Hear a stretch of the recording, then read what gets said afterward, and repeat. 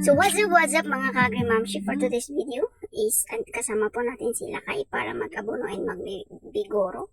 Another day, another life, another video na naman tayo as a farmer content creator. And syempre, ito yung mananadi tayo garden with my hobby. Yes. So, magbibigoro at mag-abono po kami. Katatap na abunuan na po to, kaya magbibigoro lang po tayo. To be honest, na late po nga nabiguruan dito mula tayo. As you can see, malalaki na siya. Pero okay lang yan. Di balita, biguro lang, matanda nga abunuan. And syempre, super hot, pero nakalimutan kong kumuha ng jacket ko at yung ating sombrero. So, ayan yung pinsan ko nasa kalsada. Inutusan ko po siya na sunduin yung ating anak kasi andito po kami ni tatay niya and baka adaman na ijengag mulag-mulagat or nakikipaglaro hahanapin kung sino yung magsusundo sa kanya.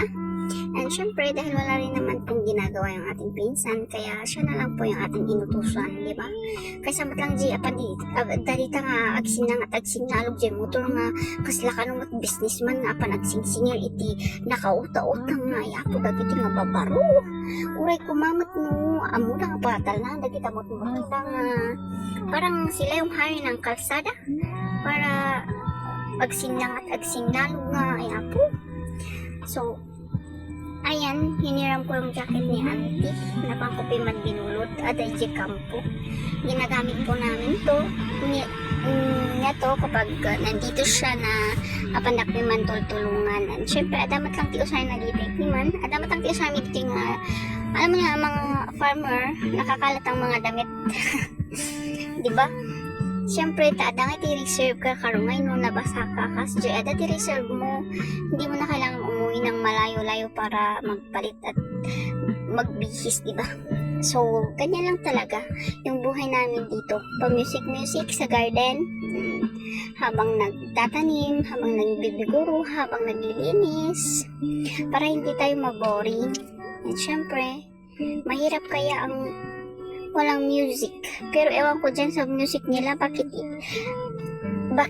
ayaw nila kasi yung music ko, kaya ayaw nila na ako yung nagpapa-music. Syempre, ayaw nila naman, puro Christian song. So, as you can see, andyan yung ating anak na parating na. Ayan, so ayan. Apa na imparaman kanya mi dyan niluto da kano ija eskwelahan da nga. Eskwelahan da nga ulam nila. So, may feeding po kasi sila. Kaya ayan. Siyempre, kinuha niya tapan naman kani paraman kini daddy na jay si dada nga niluto da nga karabasa. So, ayan.